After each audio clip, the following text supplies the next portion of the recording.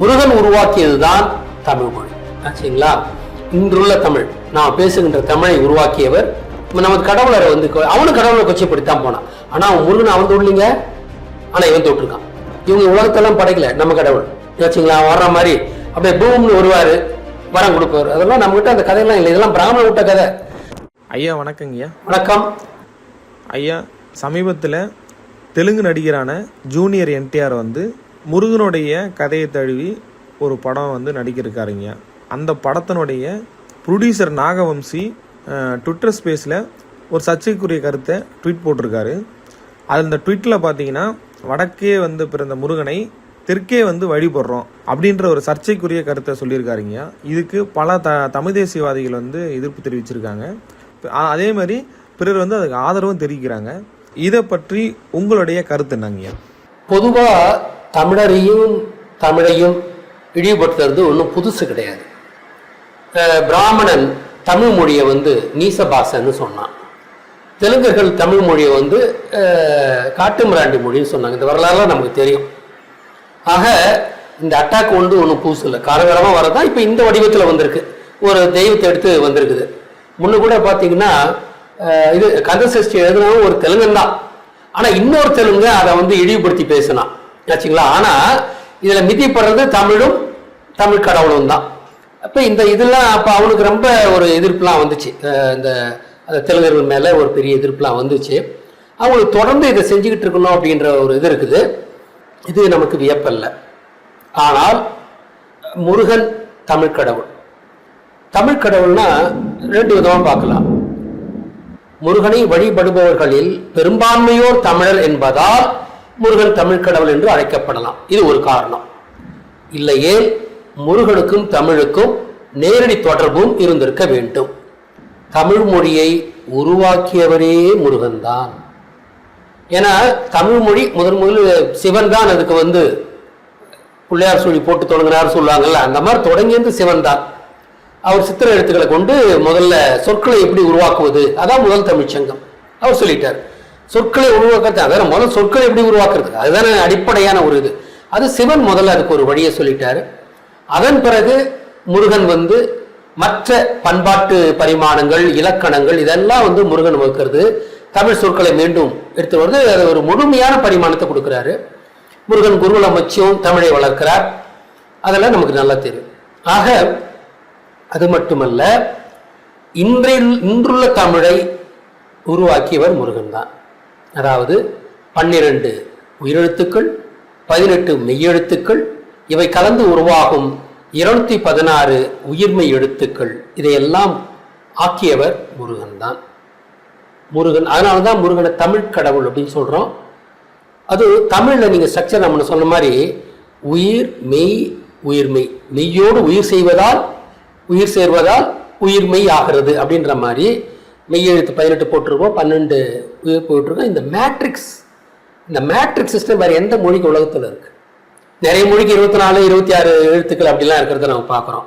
மற்ற இந்திய மொழிகள்லாம் தமிழை காப்பீடு தான் நிறைய வந்திருக்கு. ஆனால் இந்த ஸ்ட்ரக்சரை அவங்க காப்பி அடிக்கலை. அது அந்த அளவுக்கு முழுமையை காப்பி அடிக்க அவங்களுக்கு தெரியல. தமிழ் தான் அதுக்கு என்ன உயிர் மெய், அதுவும் பகிச்சிருக்காரு பாருங்க. உயிர்னா அப்படின்றது வந்து உதடு ஒட்டாமல், அதாவது பாடியினுடைய இது பங்கு குறைவாக இருக்கும். அதான் உயிர் எழுத்துக்கள். வெறும் காத்தால மட்டும் உருவாகக்கூடியதுதான் ஒரு எழுத்துக்கள்.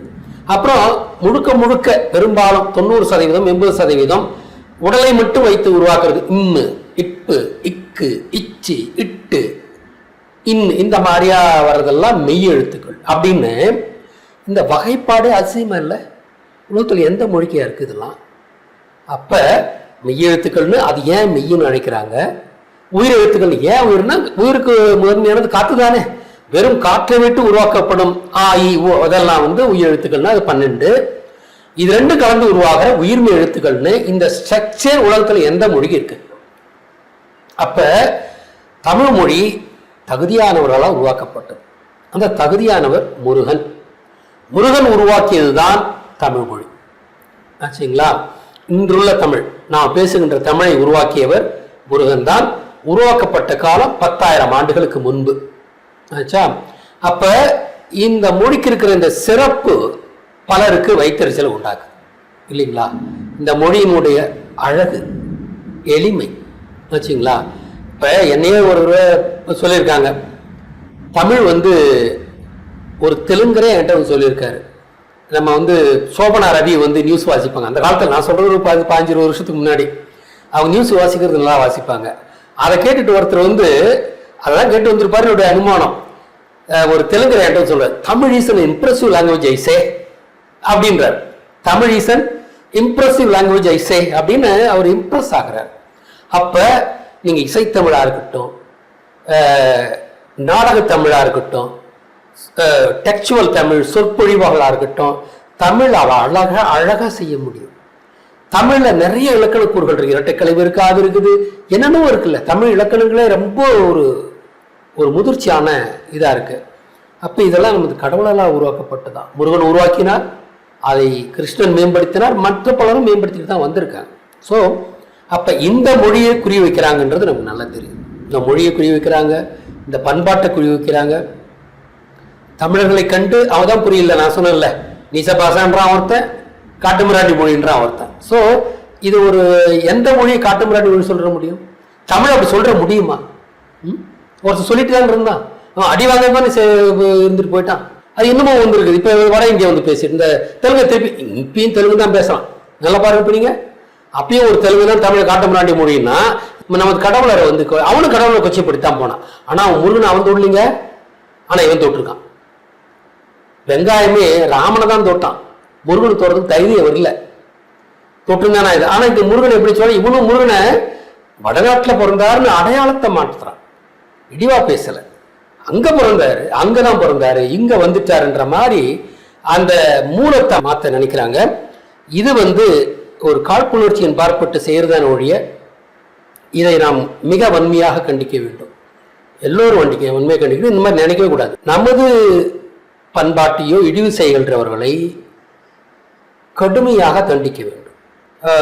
நாம் இதெல்லாம் நாகரிகம் கருதி எல்லாம் பார்த்துக்கிட்டு இருந்தோம்னா தொடர்ந்து நம்ம மேலே பாஞ்சிக்கிட்டு தான் இருப்பாங்க. இதுக்கு வந்து அந்த அந்த வெறித்தனமா எழணுன்றது வந்து இதுதான். இந்த மாதிரி நமது கடவுளரை வந்து அடையாளத்தை திருடுறான். வச்சா கொச்சைப்படுத்தலாம் இருக்கான், இவன் அடையாளத்தை திருட பார்க்குறான். அப்போ அவன் அடையாளத்தை திருடான்னா அவன் வரலாறு அழிக்கிறான்னு அர்த்தம். முருகன் இல்லாமல் தமிழ் ஏது? முருகன் தான் தமிழ், தமிழ் தான் முருகன். அதனால தான் தமிழ் கடவுள் சொன்னார். தமிழ் மக்களின் கடவுள் மட்டுமல்ல, தமிழை உருவாக்கிய கடவுளே அவர் தான். ஆச்சுங்களா? அப்ப தமிழ் கடவுளா முருகனா? தமிழ் கடவுள் தான். இவனுங்க வந்து இதை பத்திலாம் பேசுறவங்க வந்து கடவுள்னா என்னன்னு உங்களுக்கு தெரியாது. அவரும் என்ன சொல்றான், இமயமலையில இருந்தாரு சிவன், அவனுக்கு புள்ள முருகன், இவனு பிராமணன் கட்டி வச்சு கழிச்சு, அதாவது மித்திக்கல் காட்ஸ். அதாவது இங்கே இருந்து வரலாற்றோடு தொடர்பு இல்லாத பிராணிக் டைட்டிஸ்ன்னு சொல்றது. அதுக்கெல்லாம் வரலாறுலாம் ஒழுங்கா அவனுக்கு பண்றதில்ல இல்லை. ஏன்னா அவர்களை மனிதர்களாகவே நீங்க காட்டல, இவனுங்க மனிதர்களை காட்டல. அதுக்கு தான் இப்ப நம்ம கடவுளோட டெஃபினேஷன் என்னன்றது ரொம்ப முக்கியம். ஏன்னா அவங்களுக்குலாம் என்ன பேசுறாங்கன்னு உங்களுக்கு தெரியல, உளறிக்கிட்டு தான் இருக்காங்கன்னு சொன்னோம். ஏன்னா கடவுளை என்ன முதல்ல தெரிஞ்சுங்க. மனிதனாக பிறந்து மனித மேம்பாட்டுக்கு பங்களிப்புகள் செய்து குண்டலினி எழுப்பி அதன் பிறகு ஐம்புலன்களையும் அடக்கி நிர்வாணம் எய்தி குடத்தினுள் வைத்து ஜீவசமாதி ஆனவர் தான் கடவுள். கடம்னா கடவாக்கியம், கடம்னா குடம், கடம் பிளஸ் உள் கடவுள். Definition complete. வச்சுங்களா? இதுதான் கடவுள். இதுல வந்து நீங்க பாத்தீங்கன்னா வைகுண்டம்ன்றதுல வைகுண்ட பெருமாள் அப்படின்லாம் விஷ்ணு சொல்றீங்கல்ல, விஷ்ணு அவரை வந்து நிர்வாணம் எய்திய போது அவரை ஜீவசமாதி ஒரு குடத்தினுள் வைத்து தான், குண்டாலில் வச்சு தான் பண்ணாங்க. அதான் வைகுண்டம். குண்டாலில் வச்சு அவரை வந்து புதைத்தார்கள். அதுதான் வைகுண்டம் அப்படின்ற ஒரு பேர் வருது. அப்புறம் நீங்க சட்டி விரதம் சொல்லிங்க பார்த்தீங்களா முருகனுக்கு, அப்ப அந்த காலத்தில் குண்டானுக்கு சட்டின்னு தான் பேரு. சட்டியில வச்சு முருகனை புதைச்சது தான். புதைச்சதுல இருந்து மொத்தம் 7 நாள் அந்த விழா எடுப்பாங்க, விளக்கேற்றி வச்சு விழா எடுக்கிறது. அதான் சஷ்டி விரதம் அப்படின்றது. விஷ்ணுவோட காலம் ஒரு 3800 வருஷம்னு நான் வந்து நிரூபிச்சிருக்கிறேன். அவர் காலத்தில் குண்டான்ன்ற சொல் வந்துருச்சு. அதற்கு முன் முருகன் காலம் 10,000 ஆண்டுகளுக்கு முன்பு. அப்ப சட்டி தான், சட்டின்ற பேர் தான் இருந்தது. அதனால ஒரு சட்டியில வச்சு, அதனால தான் சஷ்டி விரதம்ன்றது அதுதான். தீப விளக்கு, தீப ஒளின்றது அதான். தீபாவளின்றதும் இவன் ஊட்ட கதையில நான் ஏற்கனவே மாற்றி சொல்லியிருக்கேன். தீப ஒளி திருநாள்னா அந்த 7 நாளுக்கு நீங்கள் விளக்கேற்றி வைக்கிறது தான். அவர் நினைவு கூர்ந்து அவரை நிர்வாணம் அடைஞ்சிறார் முருகன். அவர் அமர வைத்து அவருக்கு மாலையெல்லாம் செய்து அவர் சுற்றி விளக்கேற்றி வைத்து எல்லோரும் வந்து வழிபட்டு செல்கிறார்கள். ஏன்னா அவர் வந்து நிர்வாணம் அடைஞ்சிறாரு, உடல் வந்து அழுகாது, அப்படியே இருக்கும். அதனால் எல்லாரும் வந்து அவரை ஒரு 6 நாள், ஏன்னா முருகன் என்றால் 6ன்னா அந்த அருமணி நட்சத்திரத்தை அவர் உருவாக்கினார்ன்றதால அவருக்கு ஆறுமுகன்னு ஒரு பேர் வச்சிடறாங்க. அதனால் 6 நாள் திருவிழாவாக அந்த சஷ்டி விரதத்தை, ஏன்னா அவர் சஷ்டியில் வச்சு புதைக்கிற விரதத்தை அவங்க எடுக்கிறாங்க. 6 நாள் விரதம் இருந்து எல்லாம் ஒரு வேளை சாப்பிட்டு மீதியெல்லாம் முருகனுடைய துதி பாடி எல்லாருமே வந்து தூரத்தில் இருந்தெல்லாம் எல்லாரும் வந்து அவரை வழிபட்டுட்டு போயிட்டு அதுக்கப்புறம் 7ஆம் நாள் அவரை ஜீவசமாதி செய்கிறார்கள். அதை குறிப்பது தான் சஷ்டி விரதம். சஷ்டி விரதம் இட்டு வந்து இஷாமாறு சஷ்டி விரதம். கடவுள் என்பதை கடந்த 2000 ஆண்டுகளில் நான் தான் சரியான டெஃபினேஷன் கொடுத்துருக்கேன். அதுதான் சரியான டெஃபினேஷன். வாங்க வேற சொல்லிட்டு வாங்கலாம் பார்க்கலாம். இதுதான் கடவுள்னா அதான் வச்சுங்களா. அப்படி வந்து மனிதனாக பிறந்து தெய்வமாக உயர்ந்தவர்கள் தான் முருகன், திருமால், சிவன். சிவனுமே வந்து ஜீவசமாதி தான் ஆகிறார். அப்போ என்னன்னா குடத்தில் வச்சிருக்க மாட்டாங்க, அதுக்கெல்லாம் வேற மாதிரி இருக்கு. கருங்கல்லாலேயே ஒரு இதை திட்டு அது உள்ளார வச்சு மூடிடுறாங்க. அப்படிதான் அந்த காலத்தில் பண்ணியிருக்காங்க. அது நம்ம வந்து கொல்லிமலையெல்லாம் போகும்போது கூட அந்த மாதிரி அதற்கான இதெல்லாம் நம்ம பார்த்துருக்குறோம். கல்லாலே இருக்கும் அந்த ஜீவசமாதி பண்ணுறது. மேலே ஒரு கல் உள்ளார போய் உட்காந்துலாம் கூட நாங்கள் இது ஃபோட்டோலாம் எடுத்துக்கிட்டோம். உள்ளார போய் உட்காந்து அது வந்து புதைக்கிறது தான். அது அந்த மாதிரி ஜீவசமாதி பண்ண இடங்கள் தான். அது கொல்லிமலையில் அதை நாங்கள் பார்த்தோம். ஸோ அப்போ சிவன் காலத்தில் அப்படி தான் இருந்திருக்கு. அன்றையிலேருந்து இன்னொன்று சிவனை பற்றி சொல்லும் என்ன சொல்கிறாங்கன்னா, அதாவது சிவன்னா அந்த வேதாகமத்தில் அந்த இதில் இஸ்ரேலெல்லாம் அங்கே எது போய் சொல்கிறான்னா, ஈநாதன் கொடுக்கின்ற நாதன் ஈசன், அதான் ஈனாக்கு. ஈனாக்கு வந்து he did not die, he walked with God அப்படின்னு சொல்லுவாங்க. அவர் சாகலை, ஒரு 360 வருஷம் வாழ்ந்ததா அதில் கதை சொல்லிருப்பாங்க. அது நமக்கு என்னன்னு தெரியாது. அதற்கு பிறகு அவர் சாகவில்லை, he walked with God அப்படின்னு சொல்லுவாங்க. இது வந்து எங்க இருக்கு? வேதாகமத்தில் அவனும் சொல்றானோ, எங்க இஸ்ரேல சொல்ற இது ஈனாக்கை பத்தி. அந்த ஈனாக்கு என்பது சிவன் தான் வச்சுங்களா. அதை நாம் வந்து சொல்றோம். நம்ம அல்லாஹ் என்பதும் சிவன் தான் என்று நாம சொல்லியிருக்கோம். அல்லு எல்லு ரெண்டுமே சிவன் தான். அல்லு என்றால் முஸ்லிம்களுக்கு அல்லு, ஏன்னா அவங்க வந்து பாலைவனத்தில் வாழ்கிறார்கள், சூரியன் அவங்களுக்கு பிடிக்காது. அதனால சிவனை நிலவாக கண்டார்கள். ஏன்னா அவருக்கு கேலண்டரை கொடுத்துருக்காரு இல்லையா, அதனால நிலவாக கண்டார்கள். அல்ல சிவனை தான் அல்லான்னு அவங்க கும்பிட்டாங்க. அது வந்து அதே போல எலோஹிம், அவங்க வந்து யூதர்கள் வந்து குளிர் பிரதேசத்தில் வாழ்ந்தாங்க. அவங்களுக்கு வந்து நிலவை விட சூரியன் தான் அவங்களுக்கு பிடிக்கும். ஏன்னா குளிர்து, சூரியன் வந்தாதான் அது இதுன்னு இருக்கும். ஆனால் அவங்க வந்து எலோஹிம் அப்படின்னு கூப்பிட்டாங்க. அவர்களும் சிவனைத்தான் வணங்கினார்கள். அப்ப அல்லாஹ் எலோஹிம் என்ற சொற்கள் எல்லாம் சிவனைத்தான் குறிக்கின்றது. அதுல வந்து சந்தேகம் கிடையாது. 2 பேரும் ஒரு சாமி தான் கூப்பிட்டாங்க. பேர்பட்ட எல்லாமே ஏதாவது நான் கடவுள் இதெல்லாம் சொன்னேன். எங்கேயாவது வந்து இதுல வந்து மூட நம்பிக்கை ஏதாவது இருக்கா? நான் சொன்னதுல எதுவும் இல்லை, எல்லாம் லாஜிக்கலா இருக்கு. ஆனா பிராமணன் சொன்ன கதை எல்லாமே மூட நம்பிக்கையா இருக்குன்றதை நம்ம பார்க்கணும். அதனால தமிழ் சமயத்துல எந்த குறையும் இல்லை. நீங்க அதனால வந்து இப்ப நீங்க இந்து மத கதையெல்லாம் நீங்க சொன்னீங்கன்னா அவன் கேள்வி கேட்கறான், நீங்க மூஞ்ச முடிக்க வேண்டியதா இருக்குது. இல்லை, அவங்களால ஒன்றும் பதில் சொல்ல முடியாது. ஆனா ஆசிவகத்திலேயோ நம் தமிழத்திலேயோ நம்ம கிட்ட ஒரு கேள்வி கேட்டால் தெளிவான பதில் சொல்லலாம். நாமெல்லாம் கூச்சவே விட வேண்டியதில்லை. அதுதான் தமிழர் சமயத்துடைய பெருமை. இதுதான் மூல சமயம். 10,000 ஆண்டுகளுக்கு முன்பு உருவான சமயம், உலகத்தின் முதல் சமயம். உருவாக்கியவர் முருகப்பெருமான். அவர்தான் சமணம் என்ற சப்த மாதாக்கள் 7 பேர்களை வச்சுக்கிட்டு சமண சமயத்தை தாபித்தவர் முருகன். தாபித்த ஆண்டு 10,000 ஆண்டுகளுக்கு முன்பு. இதையெல்லாம் நான் என்னுடைய விடயங்கள்ல அந்த காலத்தை எப்படி கணிச்சானெல்லாம் நான் சொல்லியிருக்கேன். பழைய விடயங்கள்லாம் நான் சொல்லியிருக்கேன். அவங்கெல்லாம் முருகனை பற்றி நிறைய பிளேலிஸ்ட் இருக்கு, அதை நீங்கள் போட்டு பார்த்து அதெல்லாம் நீங்கள் பார்க்கலாம். முருகனை வந்து நேரடியாக வழிபடுற இடம் வந்து பல இடங்களில் வழிபடுறாங்க. முதல்ல பார்த்தீங்கன்னா யாசித்திகள், அது வந்து துருக்கியில் இருக்கிறாங்க. துருக்கியோட ஒரு பகுதியில் இருக்கிறாங்க. அவங்க ஒரு சிறிய சமூகம். அந்த யாசித்திகளுடைய வழிபாட்டு தெய்வம் வந்து பேசிக்கலி முருகன் தான். மயிலை வழிபடுறாங்க. மயில தான் முருகனுடைய அடையாளமா. அவங்க முருகன் உருவத்தை அவங்க பயன்படுத்திக்கல, மயிலின் உருவத்தை பயன்படுத்திக்கிறாங்க. மயிலை வழிபடுறாங்க. விளக்குன்றது முருகன் தானே. அலாவுதீனுடைய விளக்கு என்றது வந்து அது வந்து முருகனை குறிக்கும். நம்ம ஏற்கனவே சொல்லியிருக்கோம். விளக்கு என்றால் அது முருகன் தான். அவங்க விளக்கை வழிபடுறாங்க எங்கள் யாசித்திகள். அப்புறம் இது மெசோ அமெரிக்காவில், தென் அமெரிக்காவில் வந்து முருகனை பச்சைக்குட்டின்ற பேரில் வழிபடுறாங்க. பச்சைக்குட்டின்னு இருக்குது அங்கே. பச்சைக்குட்டின்னா யார்? பச்சைன்னா யார்? முருகன் தானே. பச்சைக்குட்டின்ற ஒரு ஆண் தெய்வத்தை அங்கே வணங்குறாங்க. உலகம் தழுவிய பல இடங்களில் வந்து முருக வழிபாடு இருக்குது. பழங்காலத்தில் வந்து துமுசு, தமுசு, துமுசுத்து இந்த மாதிரி பேர்கள்லாம் வந்து அந்த 5000 வருஷத்துக்கு முன்னால் அந்த இது பாபிலோனியா பகுதிகளில் வணங்கியிருக்கிறாங்க. அதெல்லாம் அப்போ முருகன் இன்னைக்கு நேற்று கிடையாது. அது ஒரு தொடர்ந்து பண்பாட்டு வழிபாடாகவே வந்திருக்குது. அது உலகெல்லாம் தழுவித்தான் இருந்திருக்குது ஒழிய அது வந்து முருகன் உலகளாவிய கடவுள். இன்னொன்று சொன்னீங்கன்னா தமிழ் கடவுள் எல்லாருமே உலகளாவிய கடவுளாக தான். விஷ்ணு எடுத்துக்கிட்டிங்கன்னா அவர் வந்து மெசோ அமெரிக்காவில் குக்குல்கண் என்ற மெசோ அமெரிக்கா அங்கே வந்து குக்குல்கண் என்ற இதில் வழிபடுறாங்க. அவர் கூகுள் கண் அப்படின்றது அது பேர்.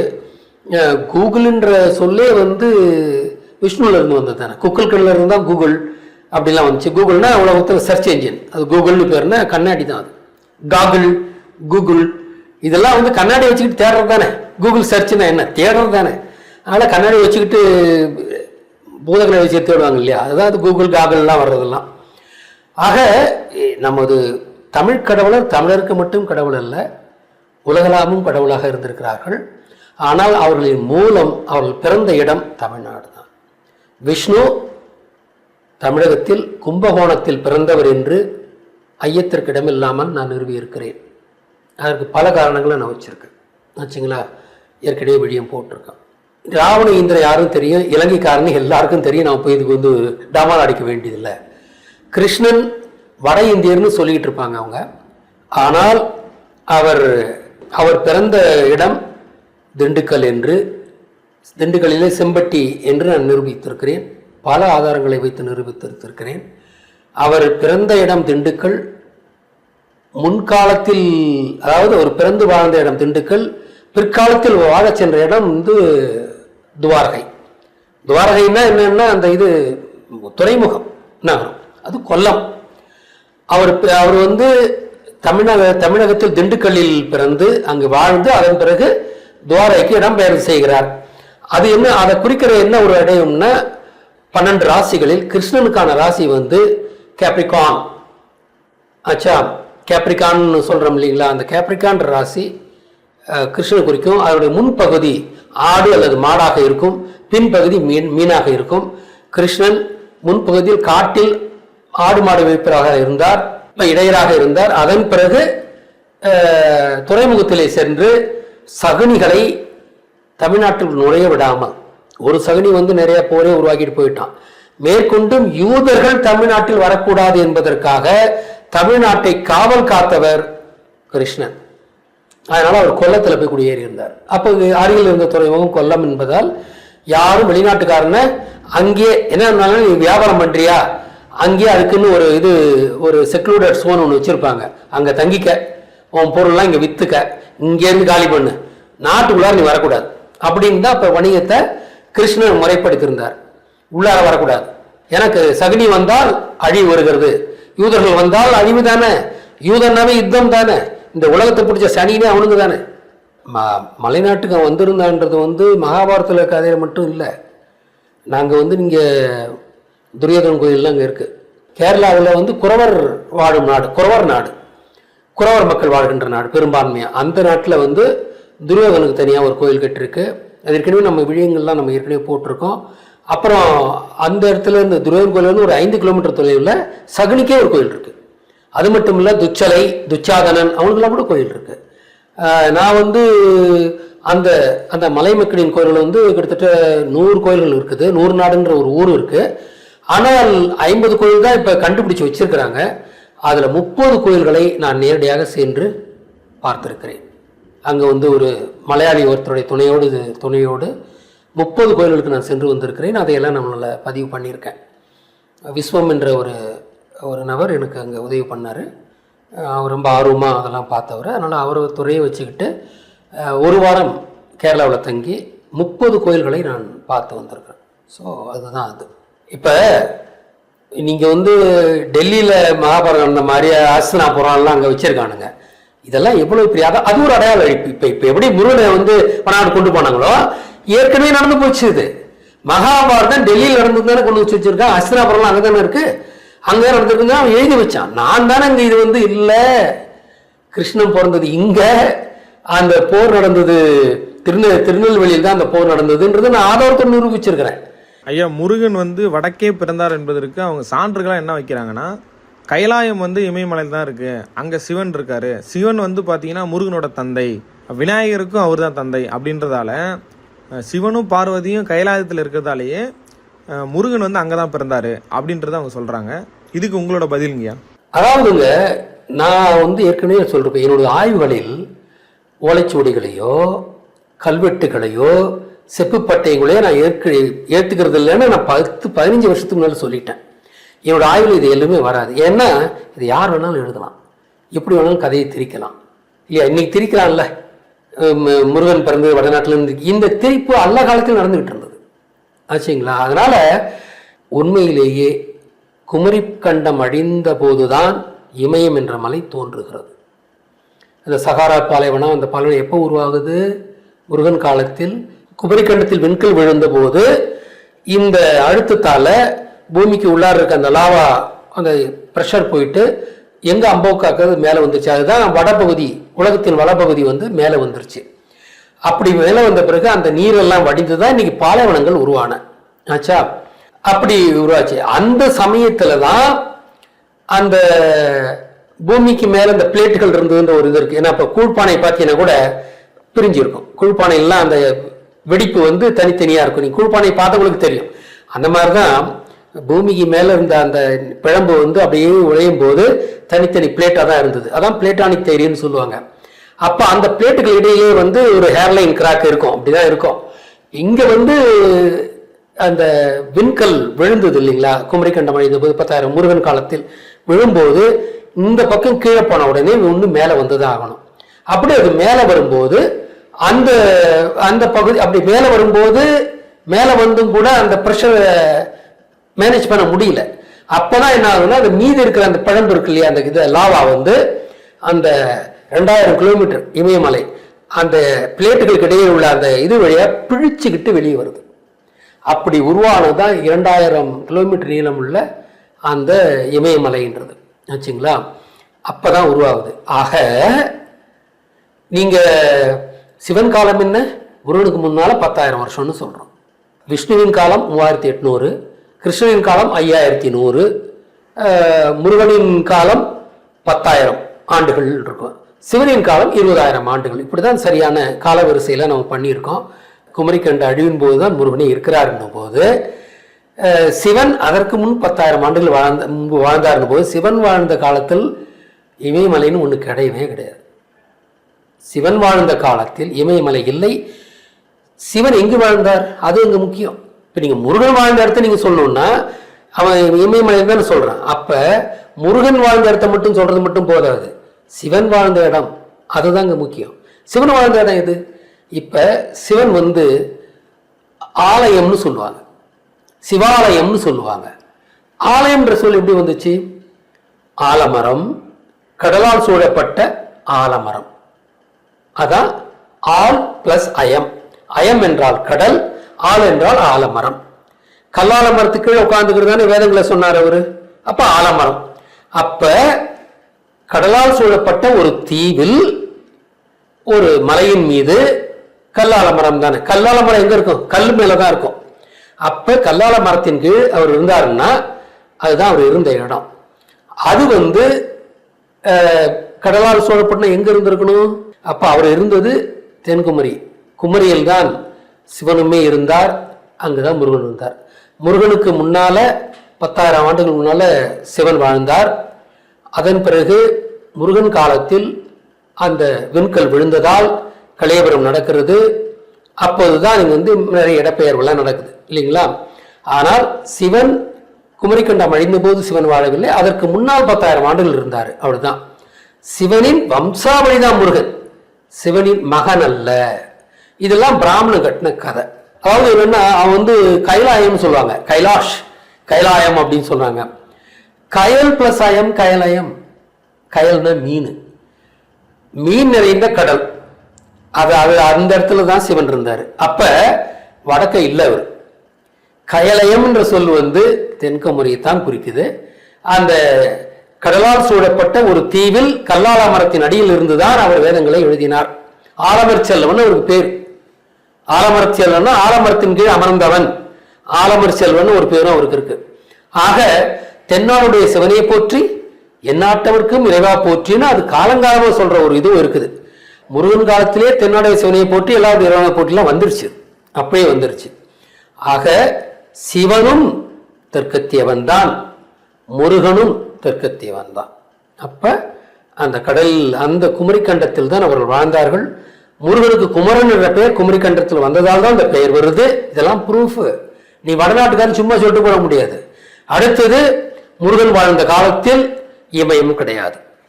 நாம வந்து கும்பலாய் மரித்த கண்டம் குமரிக்கண்டம், இந்த வரலாறு நமக்கு ஞாபகமா இருக்கணும்ன்றதான் முருகன் குமரன்ற தண்ணியை குமரனாக அழைத்துக் கொள்கிறார்.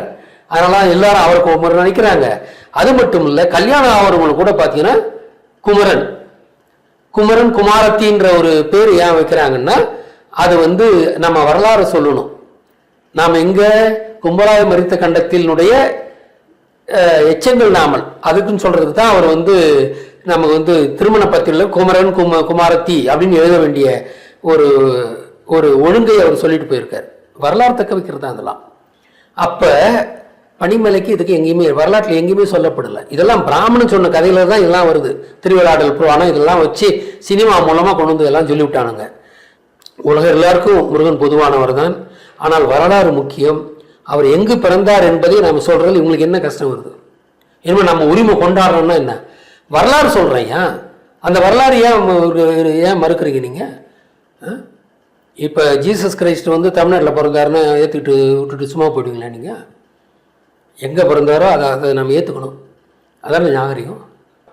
புத்தம் வந்து இதுல நேபாளத்தில் அவர் பிறந்தார், அதெல்லாம் நம்ம ஒத்துக்கணும். நாம வந்து புத்தரை நாம வந்து நம்ம ஆளுன்னு சொல்லலையே. ஏன்னா நம்ம ஆள் தான் நம்ம ஆளுன்னு சொல்றோம். ஆனா பௌத்தத்தில் முருகன் வர்றாரு, இந்த கடவுள்லாம் இருக்கிறாங்க, அதுக்கெல்லாம் அடையாளங்கள் இருக்கு. ஒவ்வொரு கடவுள் கும்பகர்ணனுக்கு அடையாளம் இருக்கு. பௌத்தமே ஆசீர்வத்தை அடிப்படையில் உண்டானதான் நம்ம சொல்லிருக்கோம். அதாவது வந்து அதுல வந்து அந்த ராணி வந்து கனவு காண்றாங்க. புத்தர் கரூர் வரும் சமயத்துல ஒரு வெள்ளை யானை அந்த ராணியின் கையிலே ஒரு செந்தாமரையை கொடுத்து விட்டு அந்த யானை அவளுடைய வயிற்றில் பூந்து விட்டதாக, கர்ப்பப்பையில் பூந்து விட்டதாக அந்த ராணி கனவு காண்றாங்க. அதுக்கப்புறம் புத்தர் தவிர்க்கிறார். அப்போ புத்தர் ஆசீர்வ தெய்வம்னு இதை வச்சு நாம் ஏற்கனவே நம்ம நிரூபிச்சிருக்கிறோம். இன்னொன்று பார்த்தீங்கன்னா புத்தர் அந்த அதனுடைய ஒழுகலார்களையும் பார்த்தீங்கன்னா அது ஆசீர்வத்தோடு சம்மந்தப்பட்டது தான் இருக்குதெல்லாம். அதனால நம்ம மற்றது எல்லாத்தையும் நம்ம வந்து உரிமை கொண்டாடணும் இல்லை, நம்மளே நம்ம உரிமை கொண்டாடணும். வரலாறு மாற்றப்படக்கூடாது, அது பேரிழப்புகளை தரும் அந்த உரியவர்களுக்கு. அதனால இது வந்து ஏதோ வந்து நம்ம சாவனிசம் நான் யார் தெரியுமா அதெல்லாம் கிடையாது. நீங்கள் வரலாறை மாற்ற நினைக்கிறீங்க, நாங்கள் எதிர்க்கிறோம். உண்மையான வரலாறு நாங்கள் சொல்கிறோம். நாங்கள் எல்லா ஆதரவும் வச்சுக்கிட்டு வரோம். நாங்கள் ஐயா நடக்கிற இந்த சர்ச்சையில் தமிழர்கள் வந்து அதற்கு எதிர்வினை ஆற்றுற மாதிரி முருகனை வந்து தமிழ் கடவுள்னும், முருகன் வந்து பார்த்தீங்கன்னா எங்களோட முப்பாட்டன், முருகன் வந்து குறிஞ்சி நிலத்தினோட தலைவர், இப்படிலாம் வந்து அவங்க வந்து பதில் சொல்லிட்டு வராங்க. அதற்கான எதிர்வினை ஆற்றிட்டு வராங்க. இதற்கு வந்து தார்மீகமாக பதில் சொல்கிறத விட்டு சங்கிகள் வந்து பார்த்தீங்கன்னா முருகன் வந்து கடவுள் இல்லையாண்டா மனுஷனா, எப்பறம் ஒரு மனுஷன் வந்து கடவுளாக இருக்க முடியும் அப்படின்ற மாதிரி கேலி கிண்டலாக பேசிட்டு வராங்க. இதற்கு உங்களோட பதில் என்னங்கய்யா? அதாவது நீங்க வந்து இந்து மதப்படி கடவுளுக்கு அவன் என்னென்னமோ எல்லாம் சொல்லி வச்சிருக்கான். அந்த கதையெல்லாம் நீங்க கேட்கவே முடியாது. பிள்ளையார் எப்படி பிறந்தக்காரன்னு சொல்லிருக்கான்ல, நம்ம பார்த்துருக்கோம்ல. அப்புறம் ஐயப்பன் பிறந்த கதை சொல்லிருக்கான்ல, எல்லாமே அசிங்கமான கதைகள். இது நம்மகிட்ட அதெல்லாம் ஒன்றும் கிடையாது. நம்மகிட்ட சரியான வரலாற்று தகவல் இருக்கு. அப்படித்தான் இவர்கள்லாம் சித்தர்கள், மனிதர்கள் தான் தெய்வமானார்கள் அப்படின்னு நம்ம சொல்றோம். நமது கடவுளை பற்றிய இழிவான கதைகளை புராணங்களை எழுதினவன் வந்து பிராமணன். அதை வச்சுக்கிட்டு அந்த கழிச்சடை கதைகளை வச்சுக்கிட்டு நம்மளை அதை வந்து நம்ம கடவுளரை வந்து இழிவுபடுத்துற மாதிரி நம்ம இழிவுபடுத்துகிறார்கள் தெலுங்கர்கள். இப்ப இந்த தெலுங்கு ஒரு படம் எடுக்கிறாங்கன்னா இது ஒன்றும் ஒரு இது இல்லை. தெலுங்குகளுக்கு எப்பயுமே தமிழர் மேல ஒரு காழ்ப்புணர்ச்சி இருக்கு. பிராமணனுக்கு காழ்ப்புணர்ச்சி இருந்ததால் தான் அந்த புக்கர் ஹரிகரன்றவனை நம்ம மேல ஏவ விட்டு அன்றிலிருந்து இன்று வரை அவர்கள் நம்மை ஆண்டு கொண்டிருக்கிறார்கள். இப்ப அவன் சொன்ன கதையை வச்சுக்கிட்டு நீங்க வந்து எங்களை கலாய்க்க வர்றீங்க. இதுதான் அறிவீனம் அப்படின்றது. அதனால எங்ககிட்டலாம் நீங்க எந்த குறையும் கண்டுட முடியாது தம்பி. எங்களுடைய கடவுளர்கள் எல்லாம் பெரிய ஞானிகள், ஒழுக்க சீலர்கள். அவங்ககிட்டலாம் எந்த விதமான அசிங்கமான கதையெல்லாம் உள்ள, இதெல்லாம் பிராமண கட்டின கதை. இப்ப இந்திரனுக்கு அவன் என்ன கதை வச்சிருக்கிறான்? கௌதம புத்திரனுடைய மனைவிய பெண்டால போனான்னு தான் கதை எழுதி வச்சிருக்கான். ஆனால் கௌதம புத்திரர் அவர் வந்து ஒரு சாபம் கொடுத்துட்டாருன்னு இந்திரன் மீதெல்லாம் பெண்ணுறுப்பு இருந்ததுதான் சொல்லி வச்சிருக்கீங்க. இதான் அவங்க தகுதி, பிராமணுடைய தகுதி அதுதானே. ஏன்னா இந்திரன் அவங்களுக்கு பிடிக்காது. ஏன் தெரியுமா? அவன் இந்திரன் பத்தி அவ்வளவு காலம் சொல்லி வச்சிருக்கிறான். ராமரை கொன்றவன் இந்திரன். அதுக்கு வந்து இந்திரனுக்கு ஒரு கதையை வச்சு அவன் அந்த வன்மத்தை தீர்த்துக்கிறான் பிராமணன். ஆச்சு, இதை வச்சுக்கிட்டு தெலுங்க வந்து நம்ம வந்து கலைப்பானுங்க. டேய், நீங்க எங்களை கலைக்க வேண்டியதில்லை, வரலாறை மாற்றியவன் அவன். எங்ககிட்ட இருக்கிற வரலாறுலாம் சரியான வரலாறு இருக்கு. அதனால தெலுங்கர்களே, எங்களை நீங்க கலைச்சிக்கிட்டுலாம் இருக்க வேண்டியதில்லை. உங்க அழைப்புலாம் அங்க கிட்ட நிக்காது தம்பிங்க. எங்களுடைய தத்துவங்கள் எல்லாம் தூய்மையான தத்துவங்கள். என்னுடைய கடவுள் எல்லாம் தூய்மையான கடவுளர்கள். அப்பழுக்கு இல்லாதவர்கள் அவர்கள் சித்தர்கள். சித்தர்கள் தான். அதான் ஒரு ஏதோ ஒரு அறிவிலி ஒருத்தர் சொல்லிருக்கானா, கடவுள்லாம் மனுஷன் சொல்றான் பாரு அப்படின்ற ஒரு கிண்டல் அடிச்சிருக்கிறானுங்க. இது ஏண்டா, அவெல்லாம் மனிதன் தாண்டா கடவுளாக இருக்கிறான். உங்களுக்கு தெரியல என்ன? நீ பிராமண கதை கேட்டு வச்சுக்கிட்டு எங்களை பற்றி இருக்கிற நீ. மனிதர் தெய்வமாகலாம்ன்றது தான் தமிழுடைய அடிப்படை. இது மனிதன் தான் தெய்வமானாயா? நான் ஏற்கனவே சொல்லியிருக்கேன், இயற்கை வந்து தெய்வம் அல்ல. நான் சொல்லிருக்கேன், இயற்கைக்கு வந்து நல்லது கெட்டது தெரியாது. ஆனால் இயற்கை தெய்வம் அல்ல, மனிதன் தான் தெய்வம். தெய்வம்னா கடவுள், அவன் தானே ஒழிய அவன் தான். இப்போ இயற்கை வந்து நான் ஒரு வீடியோ தெளிவான ஒரு வீடியோ போட்டிருக்கேன். ஏன் மான் எப்பயுமே அடிபட்டுக்கிட்டு இருக்குது? சிங்கம் புலி அதை வேட்டையாடு. ஏன்னா மானை திருப்பி செய்கிற மாதிரி தெரியலையா? ஏன் இது ஒரு கடவுள் இது அப்படி உருவாரா? ஒரு இனம் வந்து இன்னொரு இனத்தால் அழிக்கப்படுறது இப்படி? இயற்கை அப்படி தான் வந்துச்சு, அப்படி தான் இருக்கிற வழியே. இதெல்லாம் கடவுள் படைக்கலை ஆச்சுங்களா? அதனால் இயற்கை வந்து தெய்வமாகாது. இயற்கைக்கு நல்லது கெட்டது தெரியாதியா? அது வந்து அது அப்படித்தான். அது எவல்யூஷன் தான், அது வேற ஒன்றும் கிடையாது. தானாக உருவானது தான். நம்ம கடவுளில் நம்ம ஆன்மீகத்தில் மனிதனை படைத்த ஒரு கடவுள்லாம் எங்கேயுமே கிடையாது. இவங்கெல்லாம் சித்தர்கள், நமக்கு நல்வழி காட்டியவர்கள், அவ்வளோதான். நமக்கு நல்வழி காட்டியவர்கள். நமக்கு விஞ்ஞானங்களை கண்டுபிடிச்சு கொடுத்தாங்க, நம்ம வாழ்க்கையை எளிமைப்படுத்தினார்கள், நம்மை ஒழுக்க சீராக மாற்றினார்கள். அதுதான் நம்முடைய முன்னோர்கள். அவங்க தான் நம்ம கடவுள். இவங்க உலகத்தெல்லாம் படைக்கல, நம்ம கடவுள் வச்சுங்களா? வர்ற மாதிரி அப்படியே பூம்னு வருவார், வரம் கொடுப்பார். அதெல்லாம் நம்மகிட்ட அந்த கதையெல்லாம் இல்லை. இதெல்லாம் பிராமண விட்ட கதை. அதை எங்களையும் சொல்லாதீங்க நீங்க தெலுங்கர்களே, எங்களை நீங்க சொல்லாதீங்க நீங்க ஆச்சுங்களா? அதெல்லாம் உங்க வேலை வச்சுங்க. நீங்க நம்புங்க, எல்லாம் வச்சுக்கிட்டு நீங்க நம்பிக்கிட்டு இருப்பீங்க, அது உங்க வேலை. எங்களுடைய ஆன்மீகம் அப்பழுக்கற்றது. அதில் குறிப்பாக நான் கடந்த 15 ஆண்டுகளாக எல்லாம் அழகாக ஒன்றையும் ஆந்த்ரோபாலஜிக்கல் ஐடியாவோட தரவுகளோட ஒவ்வொரு கடவுளரையும் மீட்டெடுத்து அவங்க காலத்து கணிச்சிருக்கிறேன். அவங்க என்ன கான்ட்ரிபியூட் பண்ணி என்ன பங்களிச்சிருக்காருன்னு சொல்லியிருக்கிறேன். கடவுளர் எல்லாரையுமே நான் வந்து என்னென்ன பண்ணினாங்கன்றதெல்லாம் நான் சொல்லியிருக்கிறேன். அவங்களாம் விஞ்ஞானிகள்னு நான் சொல்லியிருக்கிறேன். நீ ஏன் அவங்கள அவ்வளோ தூரம் கும்பிடுற? உங்கள் வாழ்க்கையை அவ்வளோ தூரம் எளிமைப்படுத்திருக்கிறாயா? அப்போ அவனை கடவுளை கும்பிட மாட்டீங்களா? எலக்ட்ரிசிட்டி ஒருத்தன் கண்டுபிடிச்சி கொடுத்துருக்கான். நீ மம்முட்டியை வச்சு நோண்டிக்கிட்டு இருந்த. இன்னைக்கு புல்டோசர் வருது, இது எக்ஸ்கவேஷன் வருது, சொல்லவும் பண்ணிட்டு போற. அப்போ அதை படைச்சு கொடுத்தவனுக்கு நீ வணங்க மாட்டியா? அதான் செஞ்சுக்கிட்டு இருக்கிறோம். அதெல்லாம் கண்டுபிடித்து கொடுத்த நமது முன்னோர்கள் சயின்டிஸ்ட். சந்தேகம் இல்லாமல் அதை நிரூபிச்சிருக்கிறேன் நான். இந்த சில அறிவிலிங்கள்லாம் சிரிக்குதுங்க. மனுஷன் கடவுள் ஆயிட்டானா? நம்ம கடவுளை முருகனை மனிதன் சொல்லும்போது சில இதெல்லாம் சிரிக்குதுங்க. ஏன்னா அப்போ ராமன் எப்படி நீங்கள் பார்க்குறீங்க? இப்போ தெலுங்கர்கள் வந்து ராமனை கும்பிடுறாங்க. ராமனுக்கு கோயில்கள் தெலுங்கு தேசத்தில் உண்டு, நமக்கு தான் இல்லை கிடையாது. நமக்கே இருக்கு, சில கோயில்கள் இருக்கு, குறைஞ்ச கோயில்கள் தான் இருக்கு. ஆனால் தெலுங்கர்களுக்கு நிறைய அனுமாரியும் ராமனையும் ரொம்ப கும்பிடுறாங்க ஆச்சுங்களா? இந்த தெலுங்கர் தான் இன்னைக்கு பிரச்சனைக்கு வந்திருக்கிறாங்க இப்போ ஆச்சுங்களா? அப்போ நீ வந்து முருகன் மனிதன் ஒத்துக்காட்டி போனால் ராமருக்கு நீங்கள் வரலாறே சொல்கிறீங்க. நான் வந்து அயோத்தியில் பிறந்தான்றீங்க, அப்புறம் வனவாசம் போனான்றீங்க, இது கூனி வனவாசம் போனான்றீங்க. அப்புறம் அங்கே வரும்போது சீதையோட போகிறாங்க, சீதையை ராவணன் கடத்திட்டு போனோமா கதை எழுதி வச்சிருக்கிறீங்கல்ல. அப்புறம் அவர் மட்டும் எப்படி நீங்கள் கடவுளை பாவிக்கிறீங்க? அவனும் மனுஷன் தானே. இத்தனைக்கு அவன் வந்து ஜலசமாதி ஆனான், ஜீவசமாதி ஆகலை. ராமன் லட்சுமணன் ஜீவசமாதி ஆகவில்லை, ஜலசமாதி ஆனார்கள். உங்க கதைப்படியே சராய நதியில எல்லாம் முடிச்சுட்டு போயிட்டு ஒரு 45 வயசு கூட இருக்காது அவங்களுக்கு, அதுக்கு குறைவா தான் இருக்கும். போயிட்டு சராய நதியில வந்து பூமாதேவி வந்து, அதாவது சீதை வந்து பூமாதேவியா பூமிக்குள்ளார போயிடுவாங்க. உடனே இவங்க 2 பேரும் அதுக்கப்புறம் இவங்க போய் சராய நதியில அப்படியே மூழ்கி தற்கொலை பண்ணிக்கிற மாதிரி நீங்களே தான் சொல்றீங்க, நீங்க தான் எழுதி வச்சிருக்கிறீங்க. அப்போ அவரு மனுஷனா பிறந்து இந்த மாதிரி சண்டையெல்லாம் போட்டு வந்து பண்ணலாம், அவனுக்கு நீங்கள் கடவுளாக கும்பிடலாம். ராமன் சித்தன் அல்ல, ஒரு வரலாற்று மாந்தன், அவ்வளவுதான். வந்தான் சீதைகள் இந்த நீ கதை தான் வச்சிருக்கீங்க, அவன் அரசனுடைய பிள்ளை தான், அவ்வளவுதான். அதுக்கு மேல வந்து அவன் குண்டல் நீ எழுப்புல ஒண்ணெல்லாம் நீங்களே சொல்லலையே.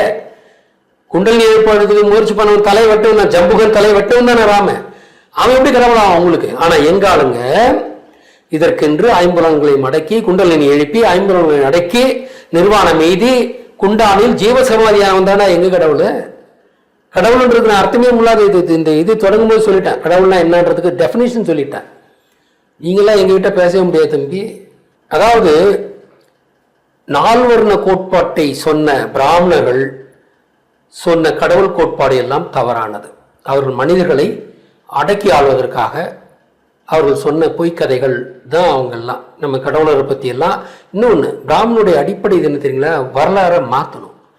தமிழ் பகைவர்கள் அவர்கள். ஏன்னா அவங்க ராமனை நாம் கொண்டுட்டோம் ஒரு காலத்தில்ன்றதால அது சகுனியை நாம தான் கொண்டுட்டோம். பாண்டியர்கள் தான் சகுனியை கொண்டாங்க.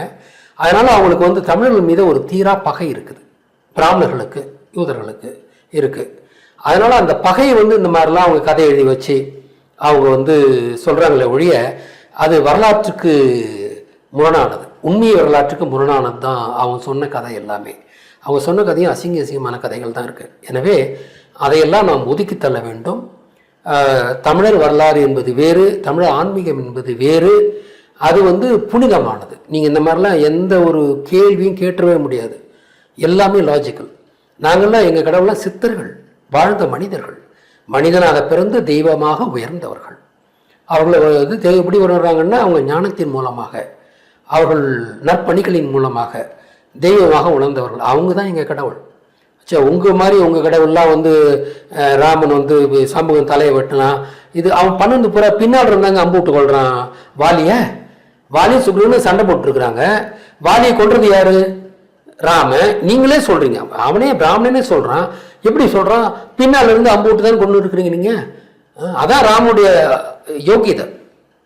தமிழர்கள் வந்து சண்டைக்கு தமிழ் என்ன பேர் வச்சிருக்காங்க தெரியும்? சமர்னு பேர் வச்சிருக்காங்க. 2 சம ஆளுமை உள்ளவர்கள் தான் சண்டை போடணும். ஒரு நோஞ்சான வலியவன் அடிக்கக்கூடாது, அவன்கிட்ட போய் சண்டை போடவே கூடாது. வலிவானவன் ஒதுங்கி போயிடணும். அது அவனுக்கு இழுக்கு. தனக்கு புஜபலம் இருக்குன்றதால அடுத்தவன் அடிக்கிறதெல்லாம் வந்து அரம்பத்தனமான, அது தமிழர்கள் ஏற்றுக்கொள்ளவில்லை.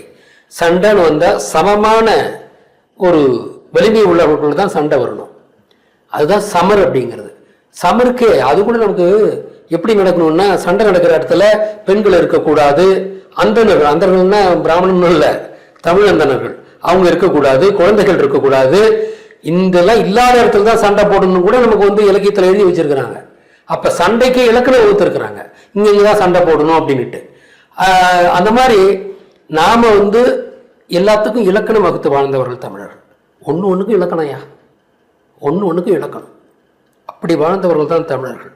ஒழுக்கம் விழுப்பம் தரலான், ஒழுக்கம் உயிரினும் வெம்பப்படும் அப்படின்னு திருவள்ளுவரே சொல்லியிருக்காரு. ஆக இது தமிழுடைய அடிப்படை பண்பாடு. அதுதான் திருவள்ளுவர்னா கிருஷ்ணர் காலத்தில் அப்படியே அந்த மாதிரி கிருஷ்ணரை பற்றி இவனுங்கெல்லாம் ஆடை தேடிக்கிட்டாருலாம் சொல்லணும். அதெல்லாம் பொய்க்கதை. மற்ற பொய்க்கதை சொன்னோம் பார்த்தீங்களா, கிருஷ்ணன் ஆடை தேடிக்கிட்டாரு, இது மேலே மரத்து மேலே உட்காந்துக்கிட்டாரு, கையை தூக்க சொன்னாருன்னு கோபியர், அதெல்லாமே பிராமணன் உருவாக்கிய பொய்க்கதை. கிருஷ்ணர் அவ்வளோ பெரிய ஒரு ஜீனியஸ். அவர் வந்து அவ்வளோ கண்டுபிடிப்புகளை செய்தவர். அப்பேற்பட்ட ஒரு ஜீனியஸை வந்து இழிவுபடுத்தி வச்சிருக்கான் பிராமணன். அவனுக்கு அவங்ககிட்ட ஒழுக்கம் இல்லைங்க, பிராமணர்கள் கிட்ட ஒழுக்கம், யூதர்கள்கிட்ட ஒழுக்கம் கிடையாது. அதனால நம்மளையும் ஒழுங்கீனமா மாற்றணும்னு பார்க்குறான். அதுக்கு தான் இந்த எல்ஜிபிடிலாம் கொண்டு வந்து நம்மகிட்ட இறக்கி விடுறான். அதுக்கு தான் இந்த மாதிரி இப்போ இந்த கதையில வந்து அடுத்த பொண்டாட்டிய இது பண்ணால போகிறது, இதெல்லாம் வந்து அதை வந்து சராசரி இதாக மாத்துறான், இயல்பாக மாத்துறான். அப்படி மாத்தினா எல்லாரும் கெட்டு போயிடணும்னு பார்க்குறான். இந்திய சட்டத்தையே மாற்றி வச்சிருக்கானே, கணவன் மனைவிக்குள்ள இருக்கிறதுக்கெல்லாம் சட்டத்தை மாற்றி எல்லாரும் தப்பு செய்யறது தூண்டுறவனே பிராமணன் தானே. சட்டத்தை நடத்துறவன் யார் இந்தியாவில்? சுப்ரீம் கோர்ட் ஜட்ஜா இருக்கான், 75% பிராமணன் தான். கள்ள உறவுகளுக்கு வந்து குளோரிஃபை பண்ற மாதிரி தான் சட்டம் எழுதி வச்சிருக்கான். இப்ப சமீபத்தில் பிராமணர் ரொம்ப கொடூரமானவன், பிராமணர்களை அரசு எந்திரத்திலிருந்து அகற்ற வேண்டும், கொடியவர்கள் அவர்கள், நமது ஒழுக்கத்தை கெடுப்பவர்கள் அவர்கள். இதெல்லாம் நம்ம தெரிஞ்சுக்கணும். அவர்கள் இந்தியர்கள் அல்ல, வெளிநாட்டிலிருந்து வந்தவன் தான். அதே போல தமிழகத்தில் உள்ள தெலுங்கர்களும் இங்கே வந்து குடியேறியவர்கள் தான். ஆச்சா, உங்களுக்கு தான் 2 ஸ்டேட் இருக்குல்ல, தெலுங்கானா ஆந்திரான்ட்டு. எங்களுக்கு இருக்கிறது ஒரே ஒரு ஸ்டேட்டியா, சின்னோண்டு. அங்கேயும் நீங்கள் ஏன் தெலுங்கு வந்து உட்காந்துட்டு இருக்கிறீங்க? ஏன் எங்களுக்கு எங்கள் கூட உட்காந்துக்கிட்டு இந்த மாதிரி இப்போ இந்த கேள்வி கேட்குறவங்களாம் பார்த்தீங்கன்னா தெலுங்கு தெரியுதா உங்களுக்கு? தெலுங்கு தான் இந்த கேள்வியெல்லாம் கேட்குறான். திராவிடம் யார் வச்சுருக்கோம்? தெலுங்கு தானே வச்சுட்டுருக்குறான். இந்த எங்கள் ஊரில் உட்காந்துக்கிட்டு எங்களை பற்றி எங்கள் சமயத்தை பற்றியெல்லாம் இழிவாக பேசுகிறவங்கள உதைக்கணும். அதனால் நான் வழக்கமாக ஒன்று சொல்கிறது உண்டு. நீங்கள் வந்து இந்த உலகத்தில் சர்வை ஆகணும்னா பிழைத்திருக்க வேண்டும். பிழைத்திருக்கிறது இல்லை, நாம் பிழைச்சா மட்டும் போதாது, நாம் ஆண்மை கொண்டிருக்க வேண்டும். அப்படின்னா எல்லாம் அறிந்திருக்க வேண்டும். அதனால் தமிழர்கள் வந்து சும்மா ஏதோ வந்து இந்த டிவி சீரியல்லாம் பார்த்துக்கிட்டு இருக்காது. கொஞ்சம் நேரத்தை அறிவை வளர்ப்பதற்கு செலவு செய்யுங்க. பொதுவாக உங்களை கேட்டுக்கிறேன், கொஞ்சம் நேரத்தை நல்ல கருத்துக்கள் எங்கே வருது, நிறைய விஞ்ஞான இதெல்லாம் உங்களுக்கு யூடியூப்பில் வருது, நாம் பேசுகிறோம், நல்லவர்கள் பேசுகின்றதை கொஞ்சம் கேளுங்க. இந்த டிவி சீரியல் வச்சு குப்பையில் போடுங்க. டிவியை முதல்ல உடச்சி போடுங்க, வேணாம். இந்த டிவி சீரியலில் நம்முடைய இது பிராமணன் நம்முடைய பண்பை இழிவுபடுத்துறதுக்கு கொண்டு வரதான் டிவி சீரியல். அதுக்கு வந்து சோப்புன்னு தான் அதுக்கு பேர். சோப்பு விற்கிறதுக்கு வந்தது தான் அதெல்லாம். அதனால் அதை விட்டு விலகுங்கள். டிவிலாம் வேணாம். இன்றைக்கி யூடியூப் பெட்டர்ன்ற, யூடியூப்பில் நல்லதும் வருது கெட்டதும் வருது. ஆனால் நீங்கள் தேடி பார்த்தால் யூடியூப்பில் எவ்வளவோ நல்ல கண்டென்ட் வருது. அதெல்லாம் பாருங்கள், உங்கள் அறிவை வளர்த்து கொள்ளுங்கள். அதனால் நீங்கள் இந்த மாதிரியான பொய்க்கதைகள், இது மாதிரி பிராமண சொன்ன கதைகள்லாம் கட்டிட்டு ஆடாதீங்க. நீங்கள் உண்மை எங்கே கிடைக்குன்னு தேடுங்க. அப்போ நாங்கள்லாம் உங்களுக்கு தெரியும். வாங்க, தெரிஞ்சுங்க. நாங்கள்லாம் தகுதியானவர்கள் தான்.